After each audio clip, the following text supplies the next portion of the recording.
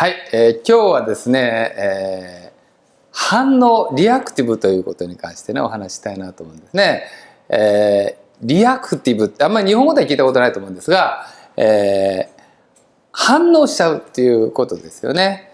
で、反応するということはどういうことかというとですね、連鎖反応っていう言葉ありますよね。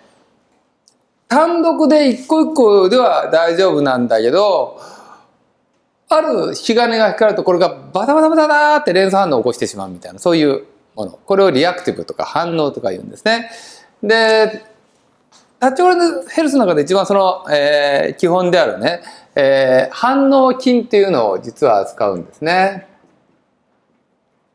で、これはいじめっこ筋と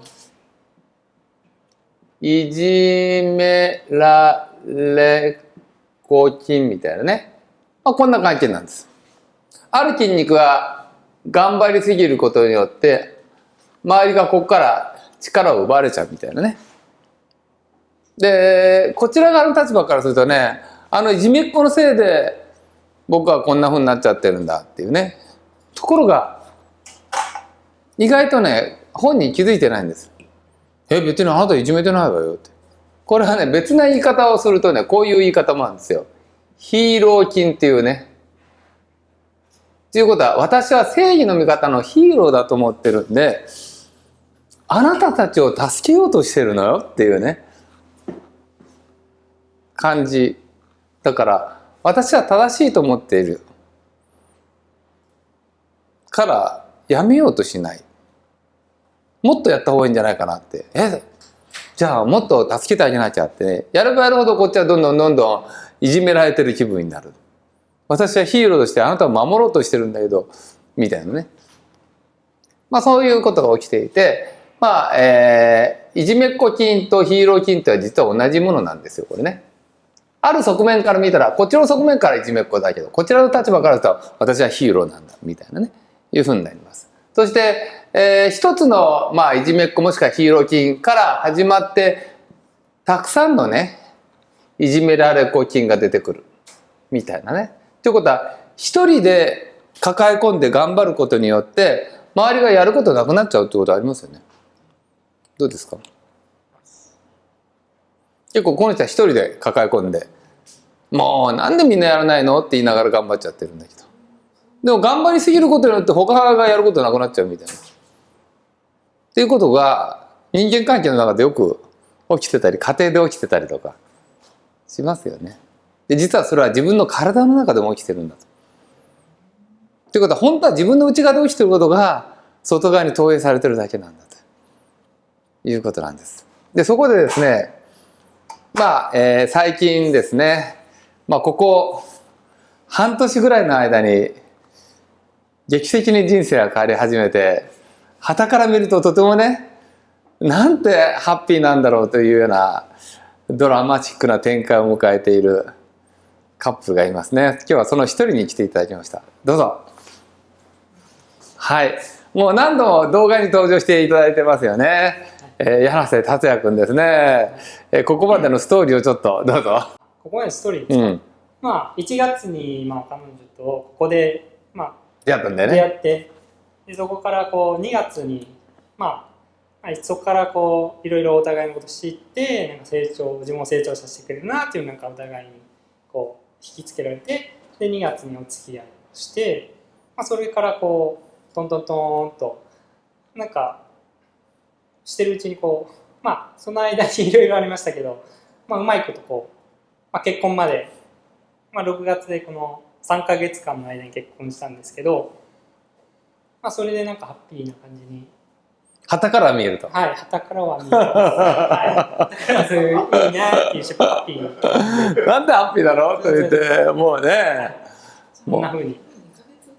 まだ、だからそういったのは新婚ほやほやで、本来ラブラブ期間中ではあるんですけれども、でも最初に PPAP が最初の出会いということでね、丸顔と細顔のペンとアップルの関係が、と来たというね。あの動画を撮るときにですね、こう、いろんなアップル作ったりなんだりしていて、その雑作業を一緒にすることによって、お互いの違い、ペンのとアップルの違いをですね、知り合ってですね、で、それぞれのプラスの面をお互いにあそこで見ることができて、あ、こんな素敵な、私に持ってないこんな素敵なところがあるんだな、成長のためにこの人とお付き合いしようかしら、みたいなとこから来たんですね。で、普段、それぞれが意識しないで離れてる時から意識し始めて付き合いたいなと思った時というのは自分の持ってないところに惹かれるわけ。ああ、私丸顔で結構大雑把だけどなんて繊細で、ね、丁寧なのかしらだし、ね、こちらはもういつも慎重すぎるんだけどなんて大胆に堂々としてもう頼りがいがあるんだろうみたいなね、まあいうところに惹かれてこの人とならと言ってうんとこう来るわけですね。でそれはお互いが選択して会いたくて会ってて、そしてもっと一緒にいたいのにもかかわらずもう時間ねと言ってって名残惜しい中で別れる。そしてそれでまた自分の世界に戻るみたいなねいうまあ我に返る時間があるんだけど、うんとなって結婚してからですね、一緒にいたい時もいたくない時も選択の余地なく一緒にいなきゃいけないという状態になる。でそうすると会いたくて会ってる時はお互いの違いに惹かれるんですよ。でも会いたくても会いたくなくても会ってなきゃいけない状態になるとお互いの違いが鼻につくようになってくるわけですね。でそこがなんかもう義務のような形になってしまってみたいなところからですね、まあ、物語が始まるというね、これはどんなカップルでも起きる、まあ、ストーリーなんですよね。でもそれはやはりこう相反するねものが一つになるって統合されるために必要なプロセスで、それぞれが独立している時は何も起きないんですよ。全然違う者同士が合わさることによって必ずそこで惹かれてくっつくんだけど、くっついたら今度はそこにこういろいろ起きて、でそれがお互いを受け入れ合って統合されるとさらにもう一個上に行くっていうね、そのまあプロセスであるわけなんですが、まあそういう中でようやくその学びのところに来たと。一見外側から見ると非常にねラブラブそうに見えるんだけど、もうお互い同士にはいっぱいこうね、一人ではなかったものが二人になって違う者同士が一緒になって意見の違いがいろいろねこう出てくるうちにですね、抑えたりとか爆発したりとかいろんな葛藤がこう起きていて、まあ、あぶり出しが今起きてるというね、まあ、そういう、時期にいよいよ入れてきたなというところね。はい、そうですね。はい。なんか今まで慎重にはい。行ってて、それがその自分のペースだけで入れたもんね。自分のペースで行ったんですけど、やっぱ一緒になったらそこをこう指摘されるとなんか成長、自分がはたかも全然成長してないかというのにちょっと攻撃されてるかのように感じてしまって、つまりちょっといじめられてるかのように感じてるということですね。萎縮しちゃうっていう、ところに今来てますね。はい。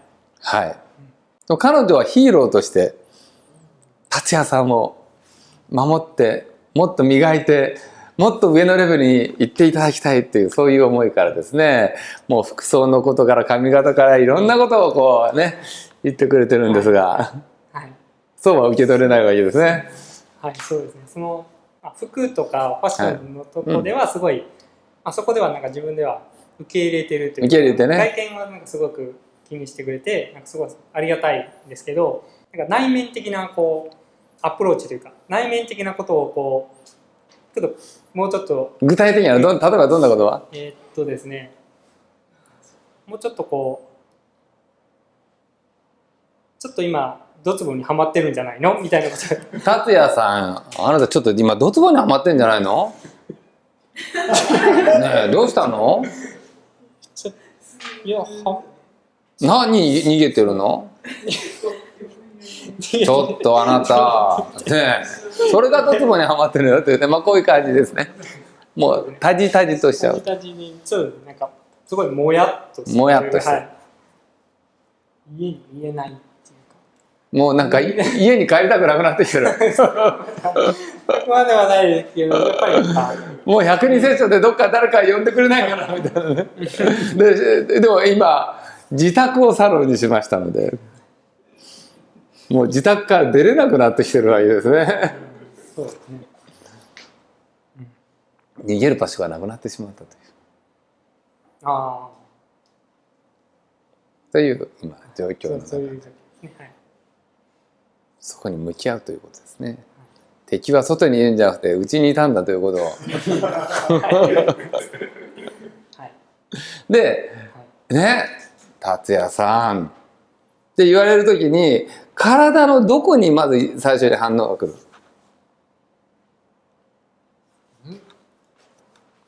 もやもやする部分はまずモヤモヤがここに来るね。うん。まあちょっと離れた。ちょっとこういう感じですかね。こう逃げたくなる。はい、そうですね。いうことが起きてると。で、いじめっ子菌といじめられっ子菌っていうね、この中に2つのエネルギーがバトルしているわけですね。ですので、今からいじめっ子菌がどこかをちょっと見つけたいと思います。で、菌発生テストでいじめっ子菌どこって言って特定する方法もあるんですが、体感した方がこんなふうにして分かるんだっていうね実感が持てるんで、一人でもねちょっといじめっ子菌にフォーカスすると、ね、出てくるんですよ。で全身のこう動かしていくとそこに違和感ということで出てきますんで、ちょっといじめっ子菌出ておいでと言いながらタコ踊りをしてもらう。全身をこう、はい、じゃあちょっとやってみてください。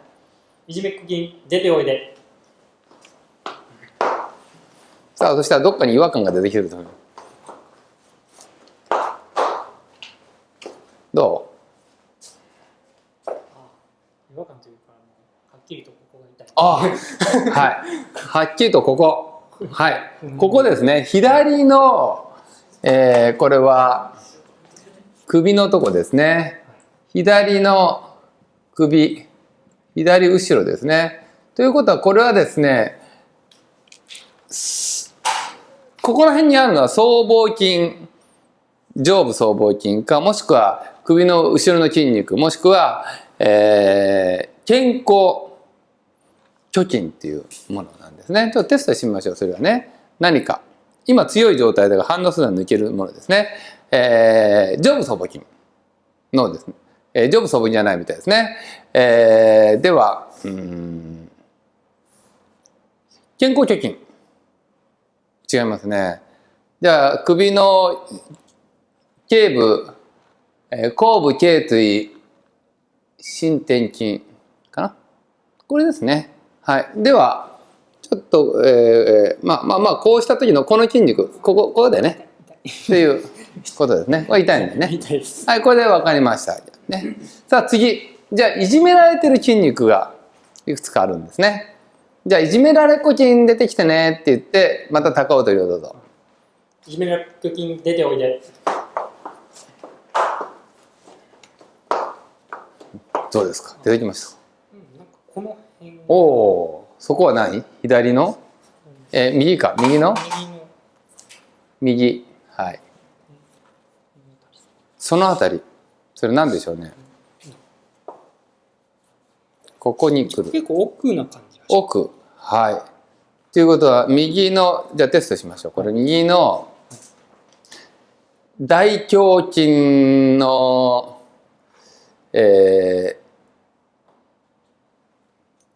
ここだとしたら鎖骨部、違うね。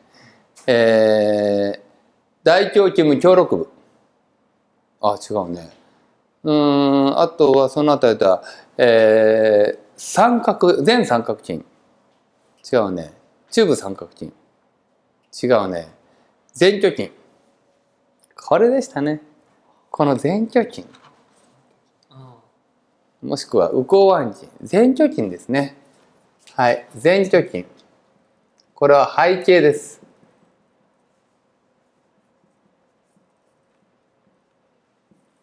これは肺と関係してますね。はい、他にどっかある？違和感。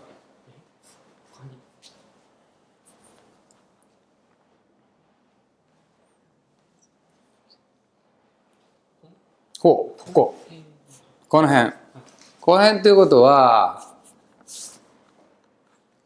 菱形筋、はい、左菱形筋、ひし形とかきますね。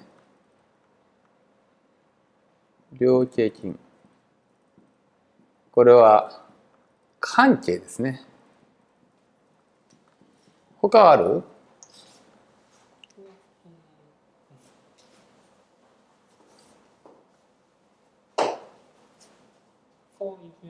呼吸のとこあ、なるほどね。はい、そのぐらいですね。が。さあ、そうするとね、今からまず見たいことは何かといったら、左のまず菱形筋、いじめられっ子筋を独立してここだけでテストします。まず止めて。これ今ちゃんと止まってる、わかる？ね。それから、右の前鋸筋もこれだけでテストします。いい？もっとなるね。こうして押すよ。ちょっと入ってるよね。問題ないわけですよ。さあ、では、いじめられっ子筋としての首のこの筋肉を、はい。こうして、この状態にした中でやると、入んないし、入んない。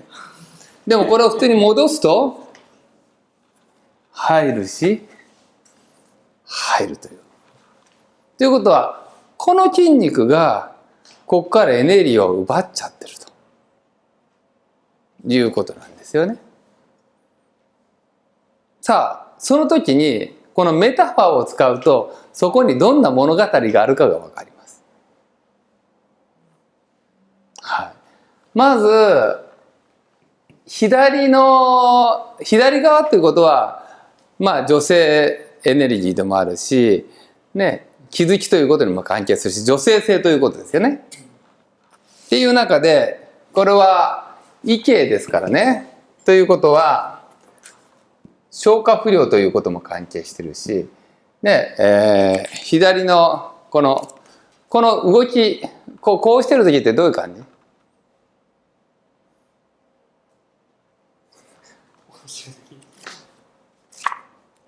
それどういう時にそっぽ向いてる？そっぽ向いてるね。つまりそっぽ向く。そっぽ向いてるわけですよ。避けようとするというか。ちゃんと向き合おうとしてない。そっぽ向く中で異形がオフですね。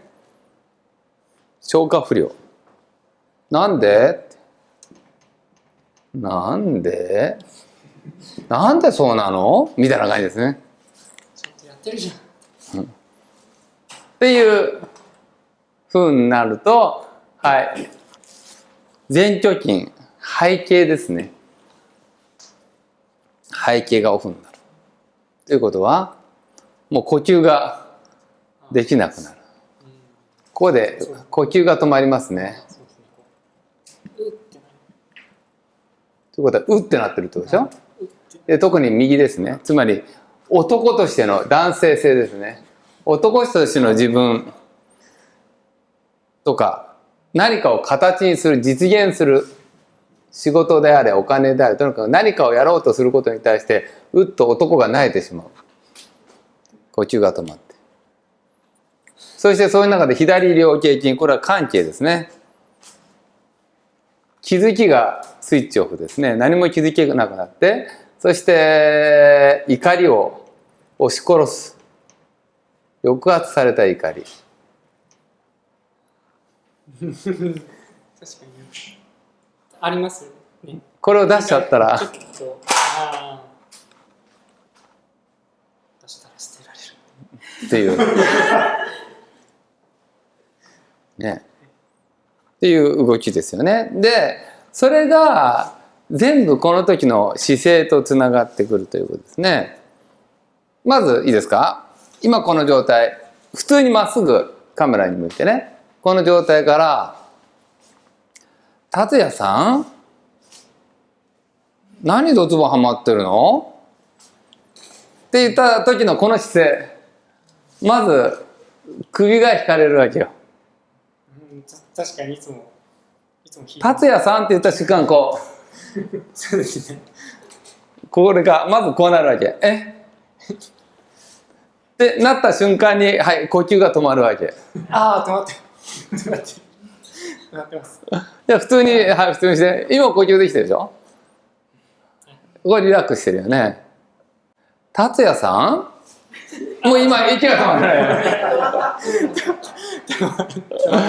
いで、その瞬間もう息がこうなるから消化不良でこの辺がモヤモヤして、何を言われても何言われてかさっぱりわからないみたいな。何ってなんでそんなこと言うのみたいな。で本当は怒ってるんだけど、そんなこと言うなよが言えない。っていう中でもうあとはもう一方的にいじめられっぱなし。ねえいい加減にして。私のことどう思ってるの？ねえなんで逃げるの？男のくせに。ねえ何笑ってごまかしてるの？ごめんって何よっていうこの反応。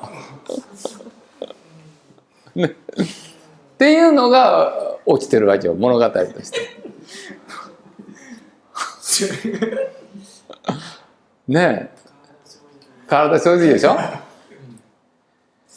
でこれを体レベルでのバランスを取るということはこの大胸筋のここに大胸筋じゃないこれね首の後ろの筋肉に過剰にいってるエネルギーを鎮静化することによってここ前鋸筋とこの両肩筋との仲直りをするということをしたいわけですよ。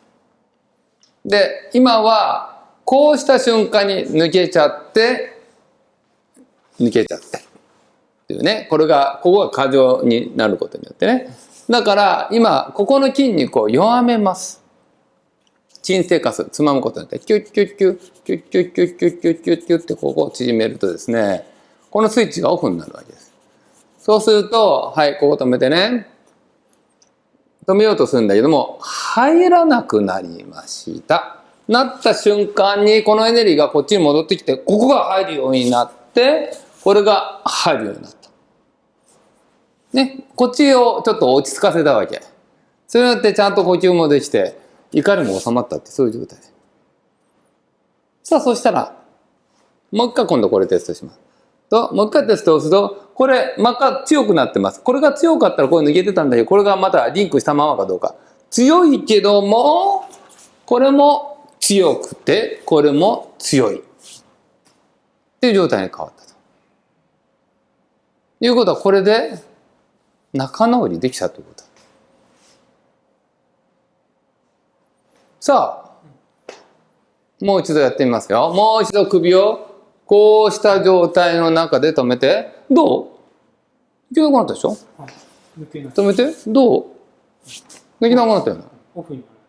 ということでこれのリンクが外れて全部がバランス取れた。さあどう変わったかを見たいと思います。達也さん何？今日も爽やかね。ありがとう。なんかドツボにはまってないでしょ。でちなみにちょっと同じ言い方してみますよ。達也さん何ドツボにはまってるの？そう大丈夫だよ。大丈夫？うん。あそうで私の勘違い？うん。あそう、はい、じゃあだったらいいけど。で今どういう感じする？いやもやかない。全然ない。もやがないからこっちも連鎖反応が起きないわけよ。なんか堂々としてるというか。堂々としてるね。なんかどっしり。ということで自分がカモンって引き出してたわけよ。さっきの反応するパターンで来てほら来たらすぐ反応するからねって来たら逃げるからねみたいな。そうするとさこうまた怒られるんじゃないかなみたいな思いとかっていうのが今どうそれ起きないでしょ。今何もないでしょ。いつも家に帰るためにまた怒られるんじゃないかなっていうんでもう準備してたわけで準備して「ただいま」私が何やってたのおおみたいな感じでねっていうかもうその想念を先に作ってでそれを相手に送信してさあ今から帰るから怒ってねみたいなね怒ったらすぐ逃げるからねみたいなもう最初にもうシナリオをさ、ね、上に送信したってわけよそうそれがもうないもう反応しなくなるっていうことでたとえ相手に反応パターンが残って相手が反応して言ったとしても「どうしたの？大丈夫だよ」って「いつもありがとう」ぐらいのこと言えちゃうわけですよ。なんでいつもあれなの？私もう心配なのよ。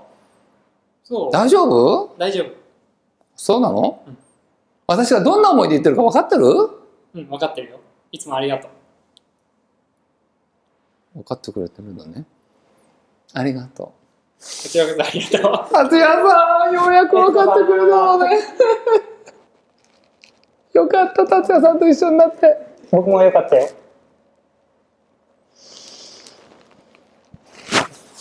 というラブラブな本来の信仰に戻れたという感じで、今どういう感じ？ハッピー。ハッピーだよね。ハッピーです。はい。なんか今まで一番ハッピーじゃない？まあそうですね。帰るのが楽しい。ねえ、そうですね。うん。そういうことが起きちゃうわけ。ということは、いじめっ子は外にいたんじゃなかったんだと。自分の中にあったんだと。自分で作り出した。自分が作り出した自作自演のドラマだった。自作自演しました。はい。ということだったんですね。痛みも全然。違うでしょ。最初の10だとしたら今3ぐらいしかないです。っていうことが実はパートナーができることによって学べるんですよ。これはパートナーがいない時には起きないわけ。その引き金が引かれないから。でも実は全部いっぱいね、時限爆弾はセットされているんだけど、相手が来ないとそこのボタンを押してくれないからさ。でもそのボタンは自分の中にあるわけ。埋め込まれてたもんなの。それがパートナーに引き出されて。まあ今のは一つ終わったんでね。まあ次また別ななんかがこう出てくるとそれがまた反応する。でもそれも自分の中にあるんだと。どうして相手が変わってくれたらじゃなくて自分の中にあるのを引き出してくれてありがとうと言ってそこを見て自分でそれを解除したらそれで相手はそのままで自分はバランス取れるわけ。そうやって自分はどんどん成長していける。でももし相手この人のせいで私はいつもこんな気持ちになるからといってこの人と別れて別な人が来たとしてもやっぱりその人もそこを押すわけ。だからどんなに人を変えたとしてもやっぱりそういうことは起きるわけよ。そしたら自分でその愛を開いてこれをちゃんとバランス取らないことにはどんなに人を変えても職場を変えても何を変えてもこの中にすでにセットされてるものだからそれを解放するんだということで、そして真のヒーローになるんだと自分の自身のね、ということですね。どうですか？そうですね。これからもはい向き合っていきたいと思います。はい。来たーって来たらね、また成長するチャンスが来たということなんですよ。いうことで、ありがとうございました。ありがとうございます。